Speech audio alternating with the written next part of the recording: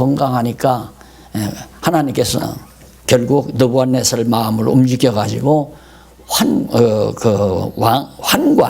왕궁 안에서 일할 수 있는 그런 등용을 받게 됩니다. 그래서 이제 바로 다니엘이 느부갓네살 집무하는 왕궁이죠. 요즘으로 말하면 청와대 안에 들어가서 근무하게 됐다는 얘기죠. 대단히 성공한 거 아닙니까? 포로민이. 자, 그렇게 해서 그것이 1절로 7절까지 또 21절까지 1장 내용이 바로 그런 내용입니다. 그 내용은 이제 목사님들 너무 성경 내용은 잘 아시니까 그 내용에 대한 건 잠깐 시간 나면 읽어보시고요. 그 다음에 이제 2장 1절로 11절 6220페이지에 보면 네 나라에 대한 이상입니다. 느부갓네살 왕이 거기 보면 2장 1절로 23절에 보면 13절까지는 박사들이 왕의 꿈과 해석을 모르고 다 죽게 되죠.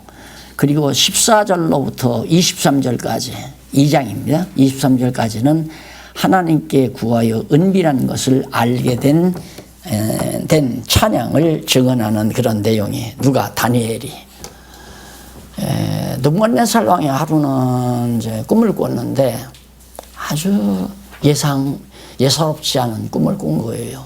근데 꾸고 나서 도대체 무슨 꿈을 꿨는지도 모르는 거예요. 그러나 그냥 지나가기에는 좀 그러니까 좀 깨름하잖아요. 예사롭지 않은 꿈을 꿨다는데 그 꿈 내용은 알지는 뭐 잊어버린 거고.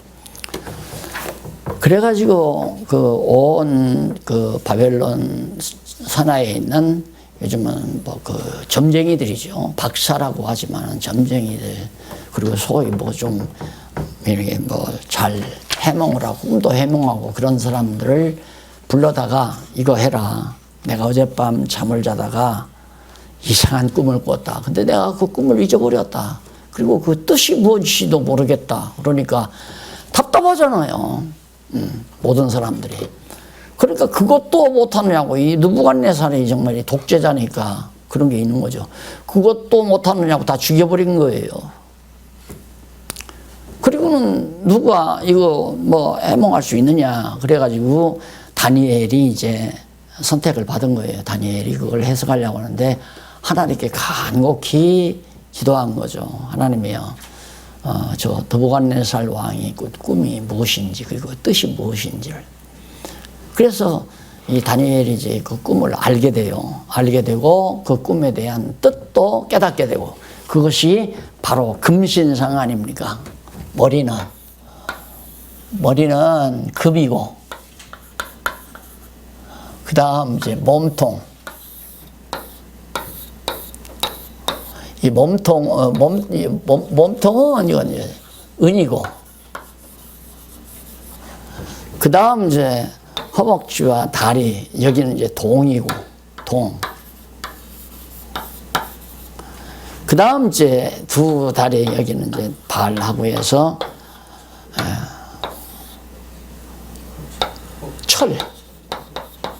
철과 흙으로 되어 있죠. 그런데 갑자기 이런 신상이 하나 나타났는데 갑자기 공중에서 큰 뜬 돌 하나가 와서 발을 딱 쳐버리는 거예요. 치니까 이 신상이 박싹 다 분해돼 버리고 없어지는 거죠. 왕께서 이런 꿈을, 이런 신상을 보셨습니다. 그러니까 옳거니 하고 느부갓네살 왕이 감탄한 거예요. 너 그걸 어떻게 알았느냐 이거죠. 내가 섬기는 여호와 하나님이 깨닫게 하셨습니다. 그러면 그 뜻이 무엇인고, 이 꿈의 의미가 무엇인고. 여기 머리 금은 당신 느부갓네살 왕입니다. 바벨론 왕이죠. 바벨론 왕입니다. 그래 얼마나 기분이 좋았겠어요. 오, 그렇지, 그렇고 말고 그랬을 거 아닙니까? 금떡은 그 머리가 바로 느부갓네살 왕이라니까.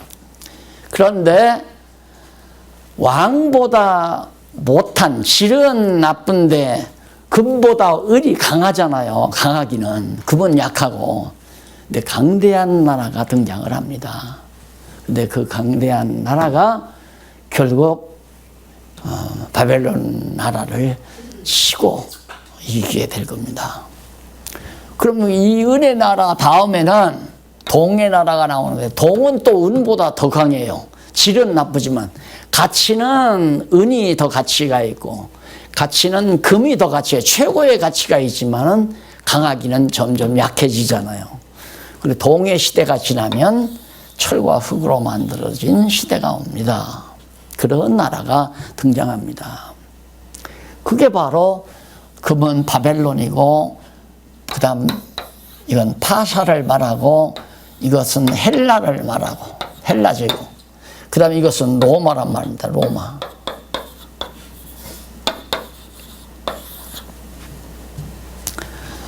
그래서 앞으로 이런 나라들이 등장을 합니다.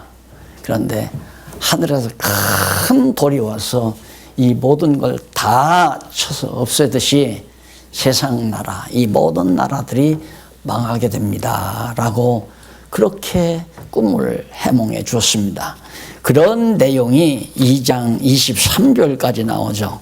그래서 2장 14절로 23절에 보면 하나님께 구하여 은밀한 것을 알게 된 것을 다니엘이 이제 찬양을 하는 거예요. 그런 내용이 이제 바로 23절까지 나오는데, 그 본문 조금 뒤에만 한번 좀 읽어 보십시다. 제일 20절, 그러니까 6224페이지 성경 구절 20절 두 번째 줄 중간에 나오죠. 그 앞에 정말 다니엘이 하늘에 계신 하나님을 찬송하니라. 다니엘이 뭐라고? 다니엘이 말하여 가로되 영원 무궁히 하나님의 이름을, 하나님의 이름이란 말 여호와 아니에요? 하나님의 이름 여호와를 찬송할 것을 지혜와 권능이 그에게 있음이로다. 왜 지혜와 권능과 이렇게 계획해 놓으신 하나님의 지혜와 이렇게 역사를 주관해 가실 권능, 이것을 하나님께 있기 때문에 찬양합니다. 그는 때와 기한을 변하시며 왕들을 폐하시고 왕들을 세우시며 지혜자에게 지혜를 주시고 지식자에게 총명을 주시는도다. 너무. 그러니까 우리에게 하나님께서 지혜 안 주면 우리도 그냥 개돼지처럼 살아요. 요즘은 이제 개도 뭐 동반자라 해서 호적에 올린다고 그러잖아요. 전부 다. 이놈의 세상이 짐승 세상이지 사람 사는 세상이 아니에요.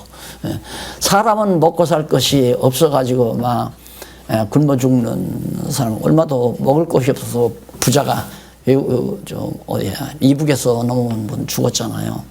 그런데 부잣집 개들은요, 갈비 뜯고 있어요, 갈비. 그 이놈의 세상이 참 개돼지만 또 못한 세상인데, 그런데 도리어 부잣집 개는 사람보다도 대우받고 살죠. 그래서 이것도 역시 짐승 권세가 다스리는 세상이기 때문에 당연히 그렇게 된다는 것을 성경은 이미 다 얘기하고 있고요.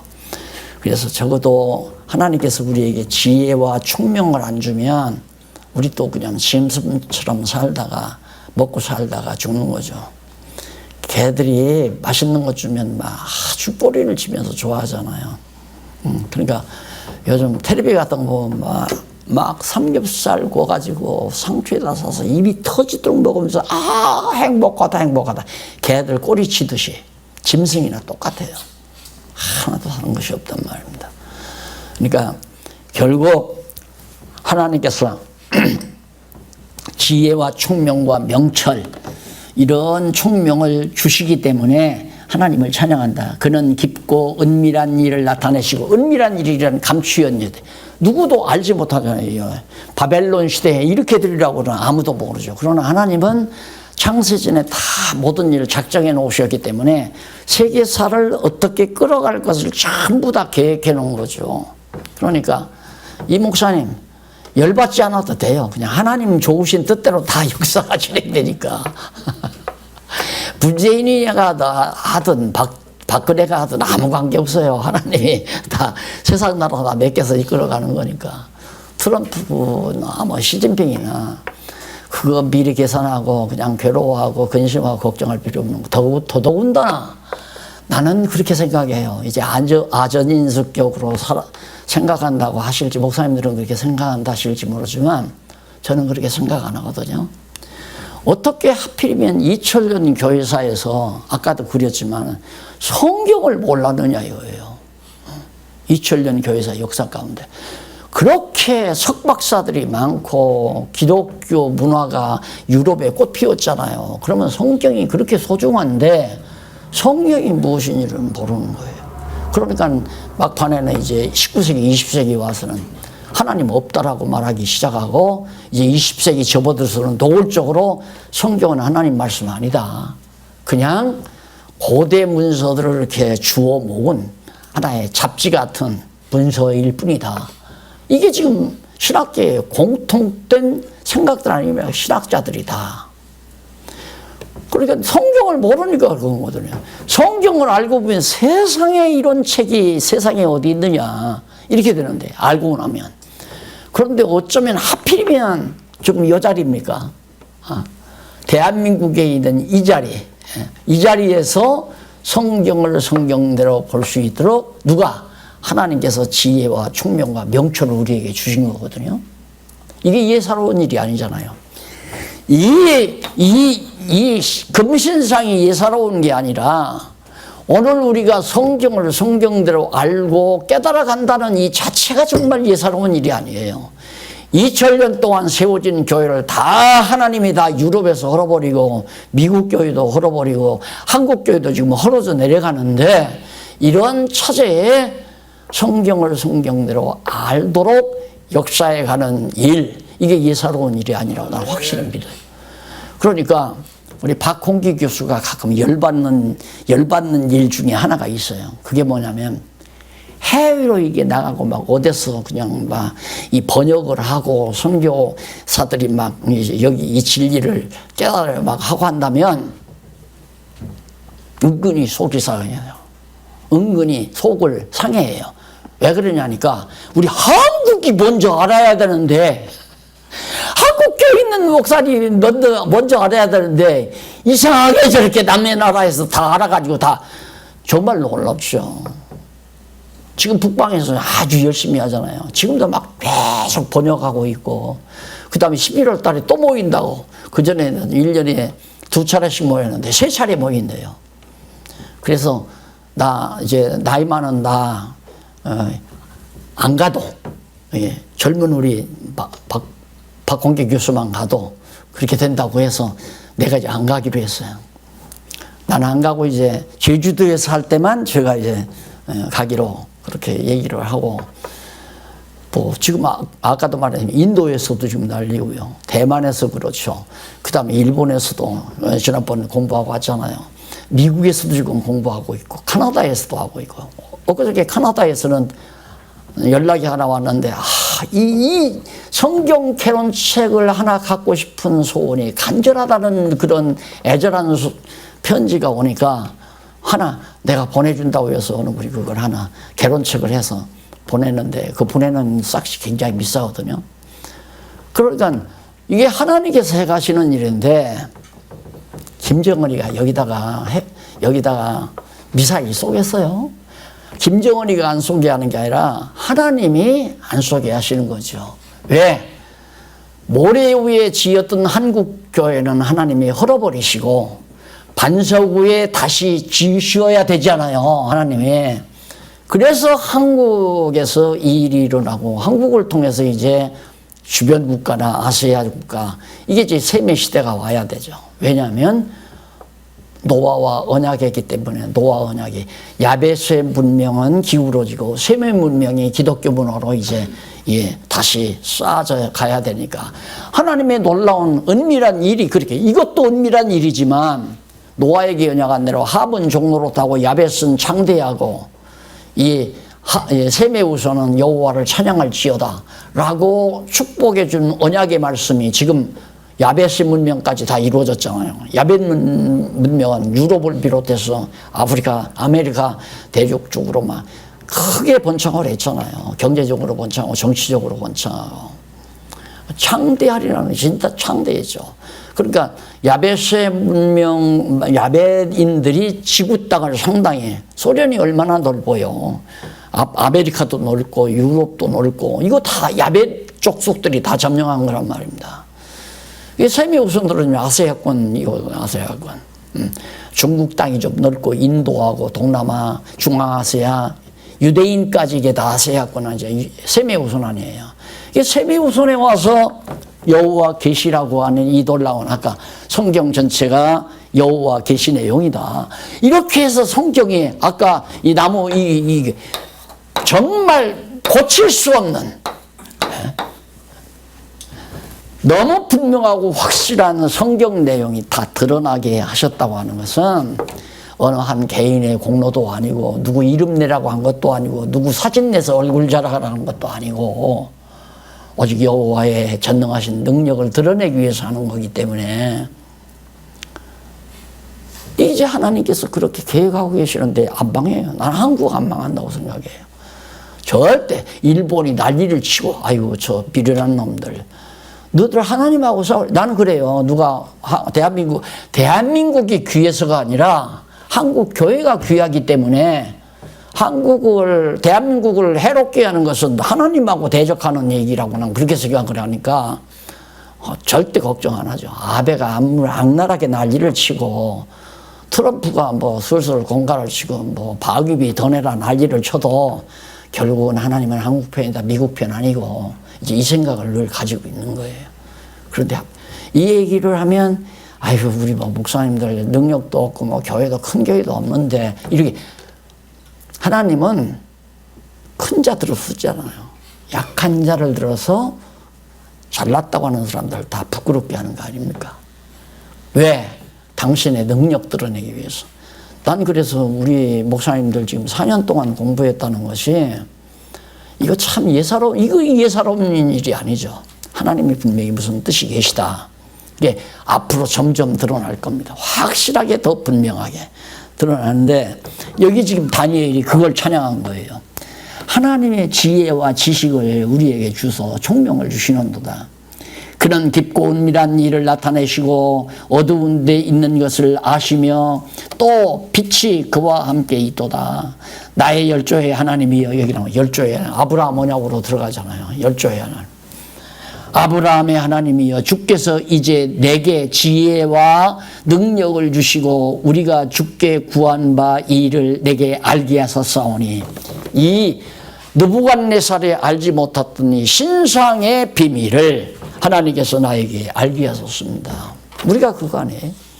우리가 남보다 딱 똑똑하고 하버드를 나오고 예일을 나오고 박사학위가 있어서 우리에게 이 성경을 깨닫게 한 게 아니라 정말 비록 초라하지만 하나님께서 지혜와 총명을 줘서 우리에게 이 귀한 성경을 깨닫게 하셨다라는 말과 부어가 다름이 있습니까? 내가 주께 감사하고 주를 찬양하나이다. 곧 주께서 왕의 그 일을 내게 보이셨나이다.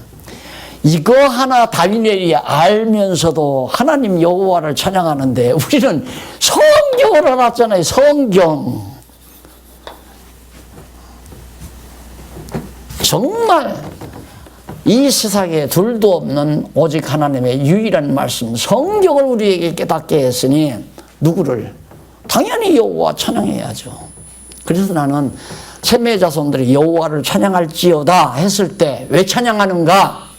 크게 교회를 세워줘서 찬양하는 게 아니라 2000년 동안 그렇게 서구신학자들이 알고 싶었던 성경을 우리에게 깨닫게 했으니 찬송한다 이 말이에요. 그래서 제가 마지막 성경강론 18권 요한계시록까지 딱 쓰고 나서 여한이 없습니다. 그래서 여한이 없습니다. 더 이상 바랄 것이 없죠.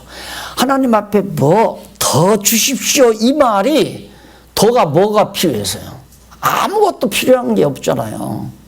최고로 너무 최고로 진리의 보고가 담긴 성경을 알 수 있도록 하나님께서 해 주셨으니 여한이 없습니다.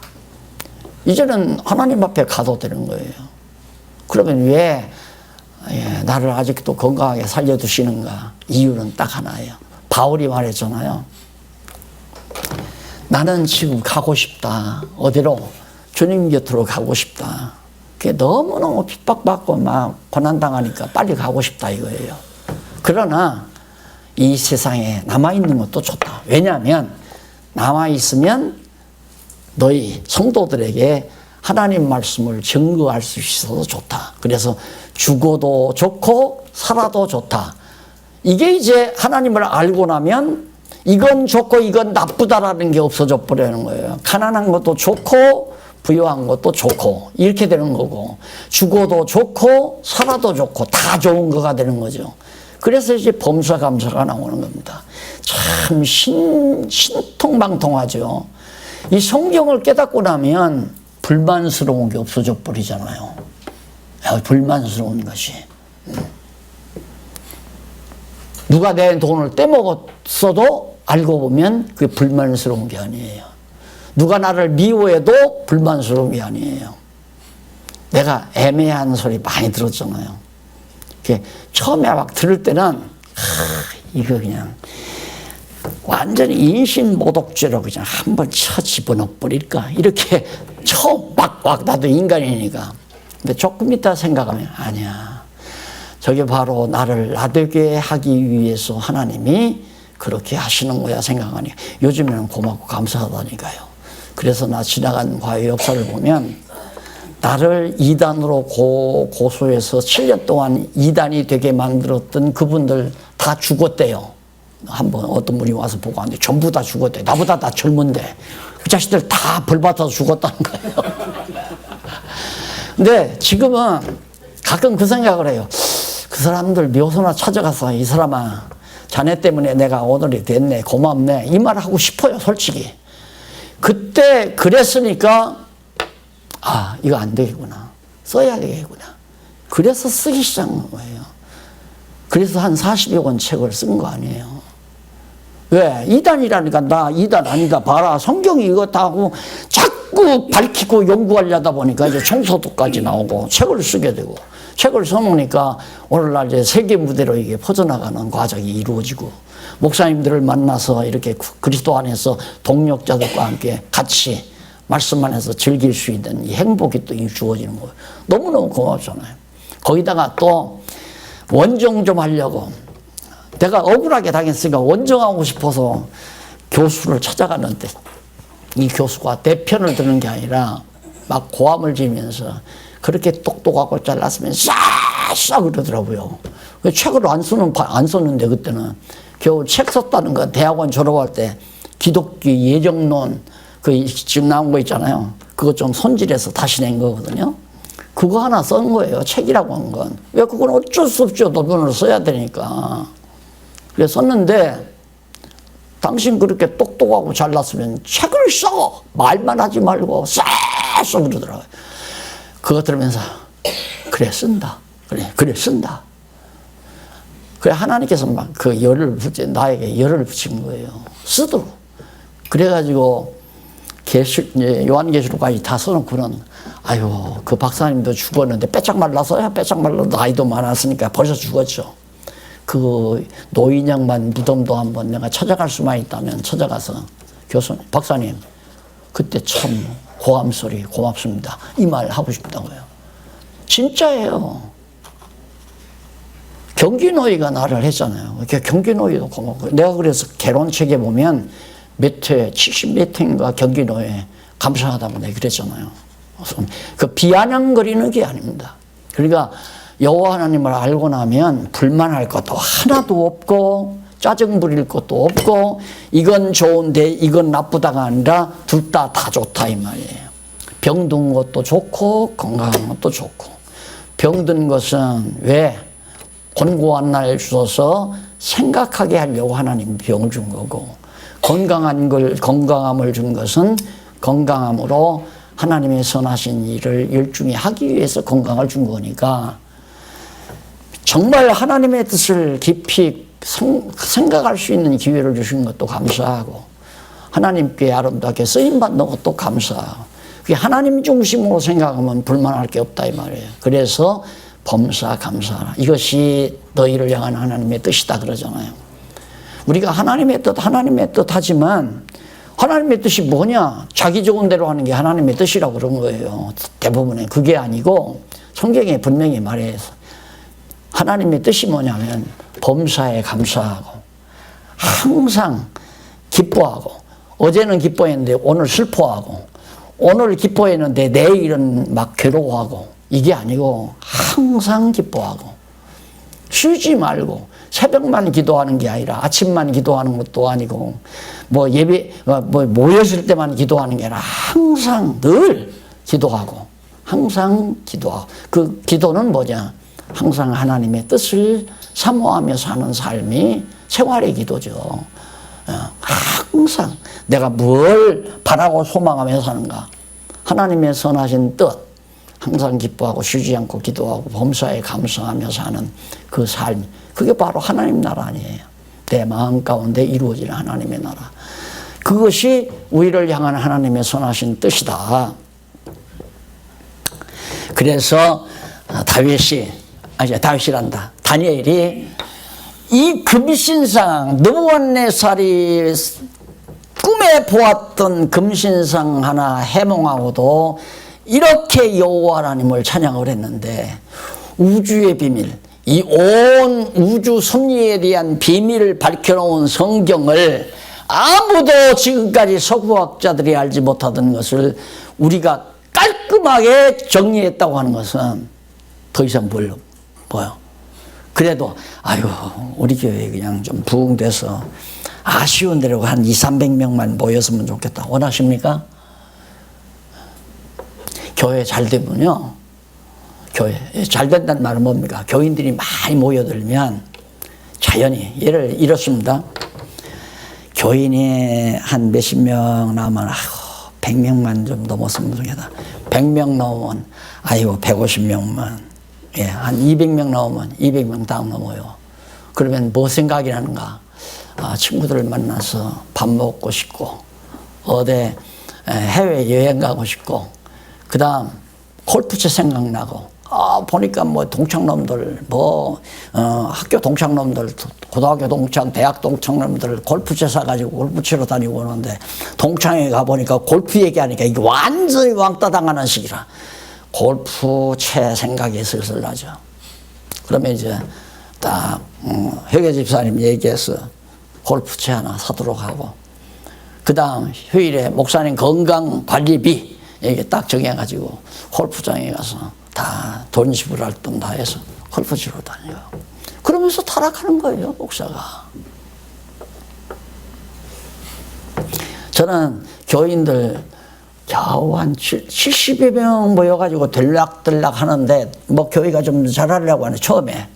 그런데 개척하자마자 3년 만에 목 딱 잘라서 7년 동안 목사 죽여놓으니까 다 풍겨나가고 그래도 또 풍겨나갔다가 또 모여들더라고요. 그러니까 골프채 생각은 해보지도 못하고 그래서 결국 교인들이 한 300~400명 이렇게 모이니까 어느 장로가 골프채를 선물을 하더라고. 목사님도 건강관리해서 사라고. 그게 받아놓아야죠. 그거 안 받으면 또 어떻게 해요? 받아놓았죠. 받아놓으니까 또 목사님 가서 연습을 좀 하셔야 됩니다. 연습장에 가십시오 하고 또 돈을 줘. 그러니까 또 왜? 목사님 해외 나가면 심심하니까 골프 쳐야 됩니다. 그래서 그때 호주를 가게 되는데 호주 한 달 동안 있다 오는데 뭐 하실랍니까? 근데 나는 호주 가가지고 개론책 그거 다시 그때 품절 됐으니까 손질하고 온다 하고 가지고 왔는데 골프채도 가지고 가라는 거야. 그래가지고 미리 연습을 시켜가지고 한 달 만에 코치가 하는 말이 잘하십니다. 이제 잘 쳐도 되겠습니다. 그래서 몇 번 가보니까 세상 못할 짓이시더라고요. 돈이 보통 드는 게 아니에요. 여기 이제 국내 들어오니까, 아, 목사님, 호주는 돈 안 가지고도 쳐요. 그냥 돈 안 가지고. 혼자 가도 쳐고, 둘이 가도 치고. 그냥 온종일 치고 돌아다녀도 상관없어요. 돈 받질 않아요.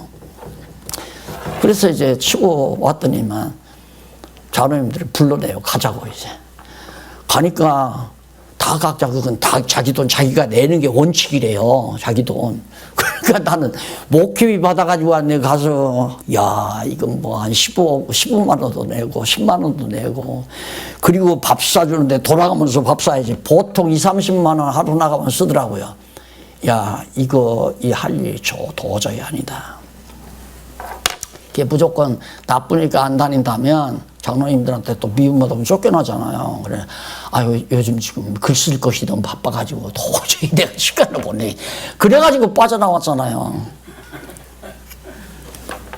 목사 타락하는 거 같네. 돈 있으면 타락해요.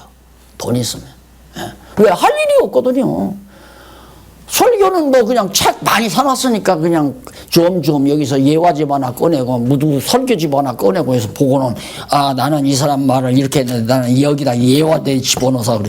이것저것 덮어서 짜집기 해가지고 내 것처럼 말을 해야 되겠다. 그게 바로 목사님들이 아야 굳어진 행태예요.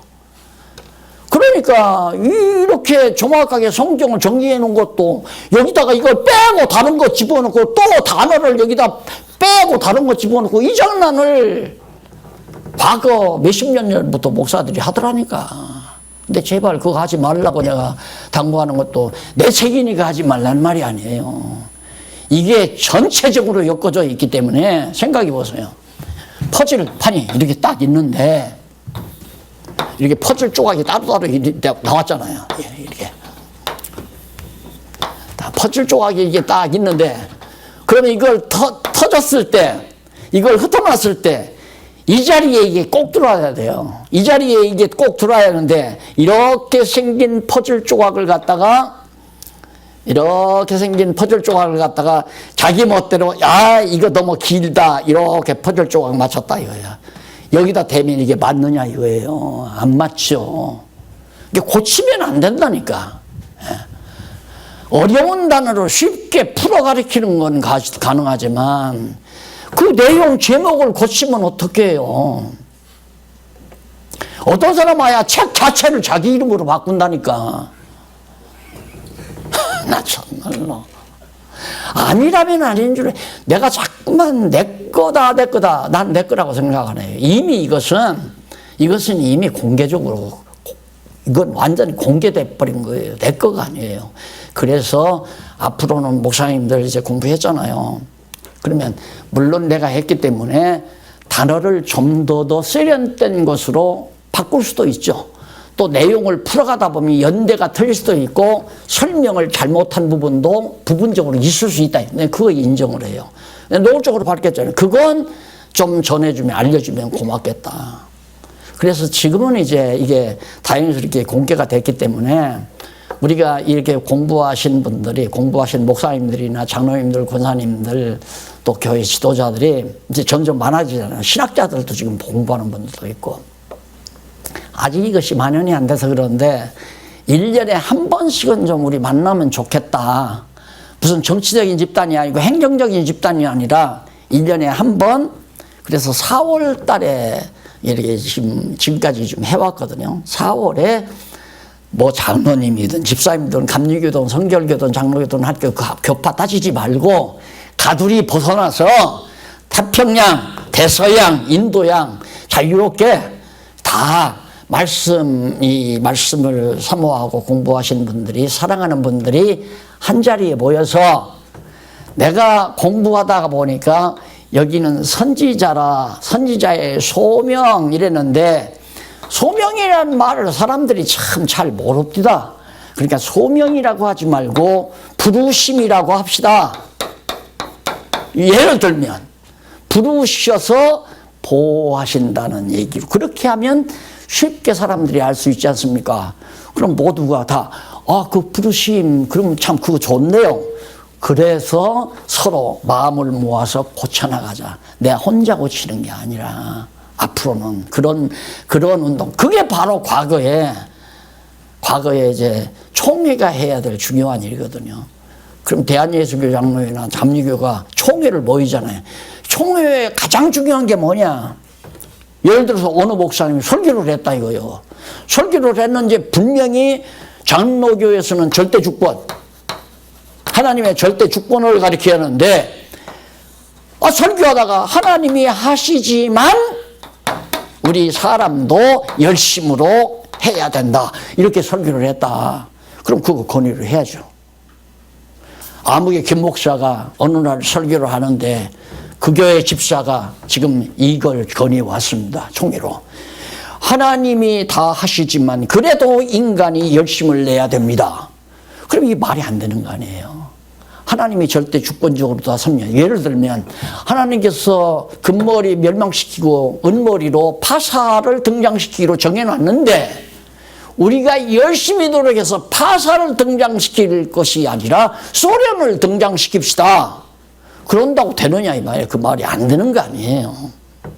예, 그렇게 총회가 모여서 이 진리를 지키는 일, 총회가 하는 일이 뭐예요? 교회가 할 일이란 진리를 지키고 지켜진 진리를 전수, 후대에 전해주는 것이 총회가 하는 일인데 그 일을 했어야 되는데 모여 앉았으면 누가 총회장 갈 거냐? 왜? 총회장 판공비가 1년이면 한 3억 되니까 누가 총회장 될 거냐? 야, 3억 되니까 1억 들여서 해도 되겠다. 그래서 1년 전부터 돈 1억 들여서 막 선거운동 해가지고 그게 안 되게 되면 깡패 동원해서 이 새끼야 너 그만둬 하고 끌고 나가서 난리를 치고 이게 사단의 회지 교회가 아니잖아요. 그 짓을 하다 보니까 하나님께서 안 된다. 그러니까 하나님이 그렇게 사람들의 마음을 지혜를 안 줘가지고 다 망하게 하는 거예요. 하나님이. 왜? 하나님이 멸하기도 하시고 세우기도 하시는 하나님을 깨달아 알게 하기 위해서. 그래서 우리는 앞으로 정말 기본적으로 지금 제가 전체에 써서 해놨으니까 중간에 우리 박홍기 교수가 많이 찾아내거든요. 아직은. 그래서 제 1권도 우리 박홍규 교수가 찾아낸 부분도 제가 손질을 했고 또 저도 처음에 목사님들이 공부할 거라는 생각은 못하고요. 그냥 우리 성도들에게 나 죽은 다음에라도 읽고 기억하고 생각하라고 썼던 것이 이제 창세기 처음 출발이었는데 그러다 보니까 신학적으로 이슈가 되는 걸 많이 손을 안 댔어요. 근데 막 이렇게 목사님들이 3, 4년씩 공부하는 걸 보고 이거 안 되겠다. 그래서 좀 심각하게 신학적인 문제가 대두되는 것들을 이번엔 정리해서 다시 냈잖아요. 재판을. 근데 앞으로 이제 이걸 가지고 나보다 젊으신 목사님들은 반드시 이렇게 모여가지고 1년에 한 차례나 2차례 모여도 되고 세미나 형식으로 해도 되고 워크숍을 해도 되고 또 포럼을 해도 되고 어떤 방법으로든지 진리를 사랑하는 분들이 모여서 아름답게 고쳐가는 것은 10번도 해야죠. 당연히 해야 될 일이죠. 그래서 보통 4월 달에 지금 몇 년 동안 모여왔습니다. 앞으로도 이제 지난번에도 목사님 한 5-6분이 모여서 같이 또 포럼 형식으로 하기도 했고요. 자, 그 다음에 이제 18절까지가 2장까지가 다 2장 23절까지가 나왔는데 그 네 나라의 멸망 예언 바로 그거예요. 바벨론, 파사, 헬라, 로마 이 네 나라가 멸망하는 것에 대해서 2장 마지막 절까지 2절로 24절로 35절에 보면 장래일을 알린 큰 신상의 모습 다 파멸되죠. 이게 이제 그리스도의 돌은 위에 하늘에서 돌이 이건 예수님 아닙니까? 예수님이 오셔서 인간의 몸을 입고 이 땅에 오셔서 바로 육신은 로마 제국 치하에서 돌아가셨지만 3일 만에 부활해서 교회 머리 대신 그리스도가 되어가지고 하나님의 나라인 교회가 바로 서졌잖아요. 그대로 다니엘 예언 느부갓네살에게 보여준 신상의 그 비밀대로 하나님께서 다 섭리하신 겁니다. 그래서 그 해석한 나라가 패망한다는 것을 36장부터 49장까지 나오죠. 큰 신상의 꿈 해석으로 네 나라가 반드시 패망한다. 진짜 망해잖아요. 바벨론 파사에게 망했고, 망한 것도 참 신기해요. 바벨론은 큰 제국이었거든요. 파사는 이 바벨론 제국의 요 바벨론 제국의 조그마한 도시국가예요. 조그마한 도시국가. 이제 메대 파사 그러거든요. 도시국가. 이게 메대가 불만이 있어 찝쩍찝쩍 바벨론을 건드렸어요. 그러니까 파사도 나도 불만이 있다. 그래서 메대 파사가 합류해서 둘이 바벨론을 쳤는데 이게 난데없이 물어난 거예요. 그러니까 독재를 하다가 보면 약해져요. 그래서 망했는데 나중에 메대는 아이고 나는 감당 못한다. 이 엄청난 덩치를 감당할 수가 없잖아요. 그러니까 난 빠질래. 그리고는 이제 파사가 맡은 파사 도시국가가 생각해 보세요. 엄청난 중국 땅덩어리를 그걸 나한테 아니면 서울에서 사는 사람, 수도권에 사는 사람들한테 이 중국 땅 다 다스려. 겁이 나죠. 어떻게 그걸 다스려요? 그런 거나 똑같은 거예요. 그런데 하나님께서 놀랍게 어느 누구에게 맡겼더니 그 성경에 보면 나와요. 비천한 자를 들어서 결국 하신다. 고레스라고 하는 아주 정말 도시국가의 이제 통치자죠. 쉽게 말하면 이 사람에게 하나님께서 지혜를 준 거예요. 그래가지고 이걸 어떻게 다 다스려? 그러니까 그러지 말고 바벨론 치하에 지금 붙들려 와서 살고 있는 포로된 백성들이죠. 속국들. 다 각자 나라마다 자기 고토로 돌아가서 자기 신 섬기면서 살아라 하고 엄청난 지혜 아닙니까? 그래서 이스라엘 백성들이 고토에서 돌아오게 하는 거죠. 그러니까 70년 만에 바벨론에서 돌아와야 하는데 그 타이밍을 맞춰서 하나님께서 딱 고레스를 세워서 고레스 칙령을 발표케 하고 그 다음 거기에서 에스라가 이스라엘 유다 백성들을 데리고 예루살렘에 돌아와 보니까 예루살렘이 완전히 쑥대밭이라 폐허가 돼가지고 거기에서 성전터를 놓기 시작하잖아요. 하나님 안 살아계시고 이런 일이 있을 수 있어요? 여호와 하나님 안 살아계시고 살아계세요. 그냥 믿으란다고 믿어지는 거 아니지만 성경대로 알면 안 믿기가 힘들다는 거예요. 안 믿어질 수가 없잖아요. 이렇게 역사적 사실로 실제로 하나님께서 언약하시고 언약대로 이루어 가는데 그래서 그 2장까지가 바로 그런 내용입니다.